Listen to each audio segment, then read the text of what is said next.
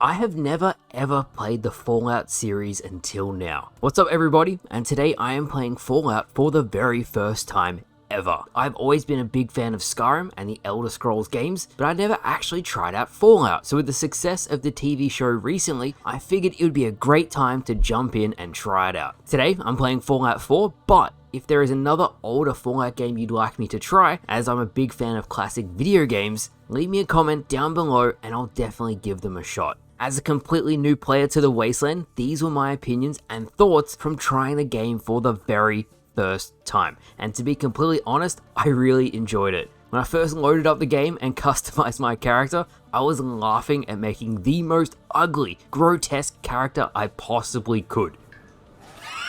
Oh no! Oh no. Oh no. You can add all of them? It looks horrible. Thankfully, it gave me the option to change it before leaving the vault, but I really liked how each part of the character's face was customizable. For a game that launched in 2015, I thought the graphics were fine, the controls handled well, and the frame rate was stable, no stuttering. Speaking of the gameplay, and most Bethesda combat is pretty similar, so picking up this game was quite simple after Skyrim, but I have to mention how cool the Pipboy is. I know any Fallout fan is going to be like, well duh, it is cool as shit, but guys, it is awesome. And Vats, also amazing. Being able to lock onto certain limbs and shooting them off, I absolutely loved it. Funnily enough, upon recording this video, YouTube recommended this clip to me and it made me laugh.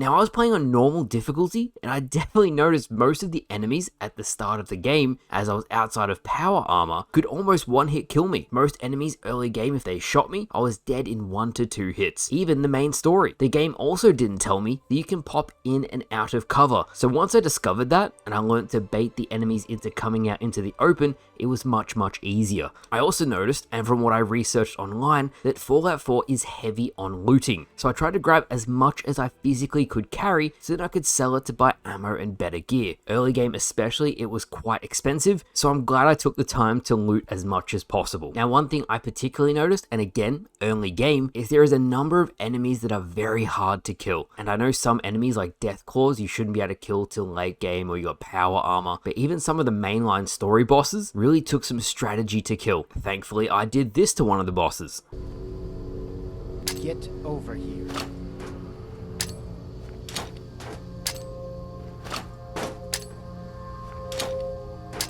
You. Come here. Come here.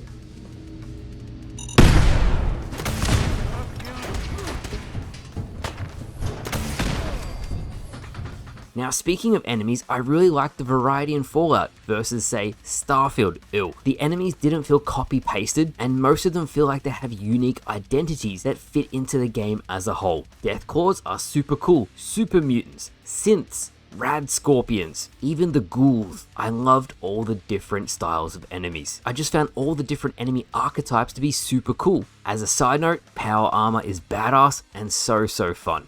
Now while I'm pointing out things that I think everybody universally loves about Fallout, I have to mention your dog, the pupper, your companion. He's great, and any game where there's a dog is a win in my book. I know you can have other companions from playing Skyrim, but something about having a doggo feels like a good traveling buddy. This brings me to my build and what I put my character points into. I had heard that luck was really good, so I maxed it out for fun to see what would happen, and then I sprinkled the rest of the points into other areas. One of the luck perks will randomly ricochet an enemy's bullets back to them. I had no idea this would be an instant kill headshot, but it saved my life on more than one occasion. Once I hit the mid game, the combat was so much easier, so I just started to put points into what would make the shops cheaper and other quality of life perks that would make the game overall more fun to play. One thing I really loved was the different animations of the perks when you're actually picking them. It's a small little detail, but it goes a long way when you notice the little things. So Bethesda, you guys did a great job there. Now I did not want to bring up Starfield much in this video, but God is the exploration so much better than that horridly empty game. The world feels alive, responsive to your actions, and there's so many random encounters while you're playing that it feels so so much more immersive. I hated how Starfield's worlds were empty, non-stop walking with nothing happening, but Fallout's world seems to change based on your decisions. It's an ecosystem, and it feels so much more alive than that game I'm not going to mention again. One thing I thought that would have annoyed me, but I actually respected, was radiation and how it's handled in the game. The radiation you get, especially when going through the glowing sea, as a first-time player, I actually really liked that the game didn't hold my hand and said, okay,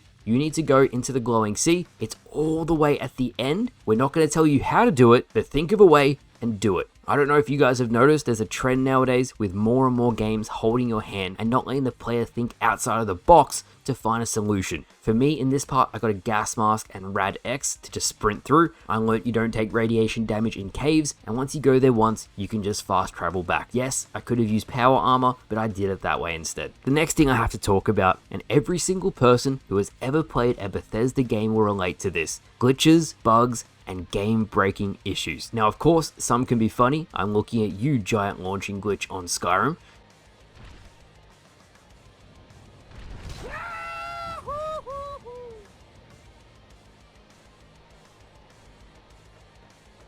With Fallout 4, and to nobody's surprise, I had quite a few bugs. The worst one by far was the infinite elevator glitch. I realized they're used as loading zones, so the gameplay feels, well, seamless, but I was stuck in an elevator indefinitely, and it never fixed itself, so I lost quite a lot of progress. I had a quick Google search, and I saw, yep, it's a very well-known issue. Some of the more commonly used elevators in the game are fixed, but there's many others that just don't work. As a general rule, if I ever saw an elevator, I would just save before interacting with it. As a very quick side note, I also had some quest progress bug out, and with any Bethesda game, this is to be expected. Now, speaking of quests and missions, I actually enjoyed the main story quite a lot. I liked how every single faction can change the main story, and the outcomes are based on your own decisions. It made it way more fun for me that the different choices I made would give me a different ending throughout the story. When I play these games, I really like to have a sense of immersion, that I'm playing through a world that is always evolving, and having the ability to make large choices that will completely shape the Commonwealth was great. I was actually so interested in the overall story and the world itself that I spent some time Googling and looking up to get more information. The forced evolutionary virus was really fascinating, how it came to be, what it aimed to do. That led me down the path of the Deathclaws, and finding out there was actually intelligently speaking Deathclaws on other Fallout games. The whole world of Fallout is great, and I can really see why the game is so popular. Another reason why Fallout and really all Bethesda games are popular is modding. I was so impressed with the level of creativity the fans have when it came to modding. All new experiences, levels, companions, weapons, and more. It really goes to show what a passionate player base can do when their minds are set on something, and if I ever do another Fallout video, you better believe I'm including a whole bunch of mods. Literally the day of me making this video, the Fallout 4 next gen update has dropped, and it broke all of the mods. From what I read online, the massive update didn't really do all that much to improve the visual fidelity of the game. Maybe it did for consoles, but on PC, I really saw no difference. Speaking of that update, in terms of playable content, there's new armor, there's a new weapon bundle, a makeshift weapon pack, and apparently a Halloween workshop. Lastly, and it wouldn't be a Fallout video if I didn't mention settlement building. I could spend hours alone getting resources, fixing up my makeshift village. I really liked that Bethesda gave you a lot of beginning resources in the surrounding area, so you didn't have to scavenge all that much at the start of the game. By the time I had just started finding my feet in the game, I was already beginning construction on this massive house that is going to be used for protection. I also liked learning about the power and the electricity and through the wiring. It took me a while, but I got the hang of it in the end. It's funny that making settlements, and maybe you guys can relate to this, became one of my favorite parts of the game. I always liked Forge on Halo, and even though the pieces don't exactly line up in Fallout, you can still create some very cool things. So, all in all, if I had to rate Fallout 4 on a number scale, 1 through 10, 10 being perfect and 1 being unplayable,